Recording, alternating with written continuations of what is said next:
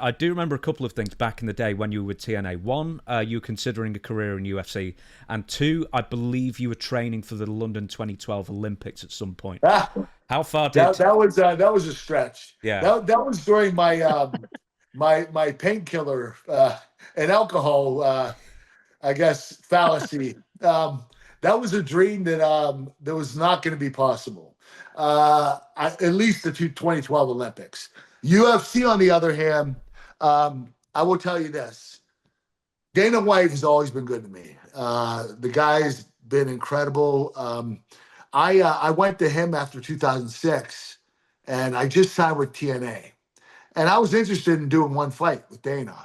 So he invited me to Vegas, and when I went up to his hotel room, it was a penthouse suite, beautiful, and he told me that he wanted me to fight one fight, and he said, and then I want you for the next 7 years, I want you to sit in the crowd and wave to the crowd every pay-per-view. That's all you have to do. And I said, oh, well, how much are you going to give me? He said, $8 million. I said, okay. I said, but I just want to tell you that I just signed a deal with TNA. So I have to do my wrestling career, and then I can obviously do my MMA career. I'm only doing one fight. I could take off time from TNA wrestling, train for the fight, and do it, and then I'll be at every pay-per-view after that. And Dana said, no, you can't. You can only do one or the other. And I just signed with TNA. There's no way I was going to go back to them and say, listen, I'm changing my mind. I'm going with USC. They would have thought I was nuts. So I let it go. You know, Dana was really cool. You know, we let it slide.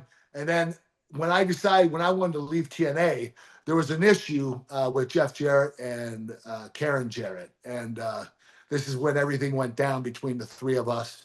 And I wanted out of the company. So I told Dixie I want to leave. So I called UFC and I asked Dana if I could, I'd like to quit wrestling and start fighting for you.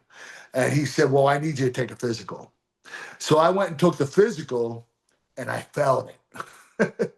So there was no way I was going to be able to do it. And the thing is, he was going to offer me an 8-fight deal or a 6-fight deal where I got 500 grand for the first fight. And if I won, I got another 500 grand. And then 600 grand for the second fight. And if I won, another 600 grand. So he would give me a guarantee and I would match it if I won. So there were 6 fights that led all the way up to $1 million.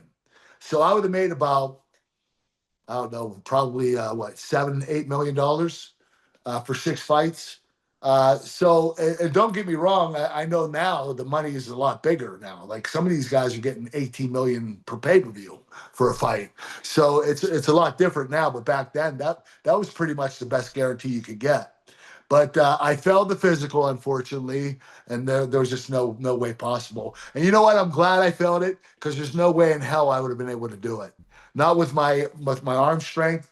I lost so much strength in my arms because of my neck. I broke my neck 5 times, and there was no way possible that I could get in the ring with those animals and be able to compete. Not in the state that I was in. There was no way.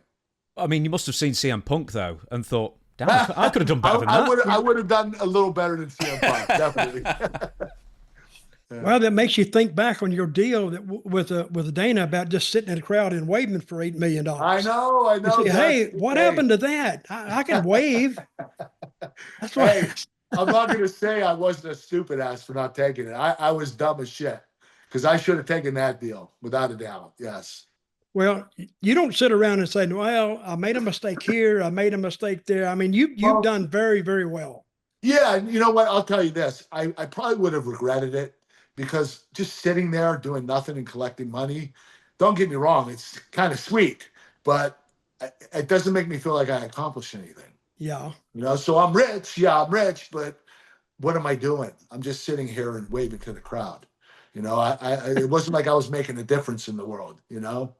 I was just existing, and I just didn't feel it. I was like, that doesn't sit well with me. So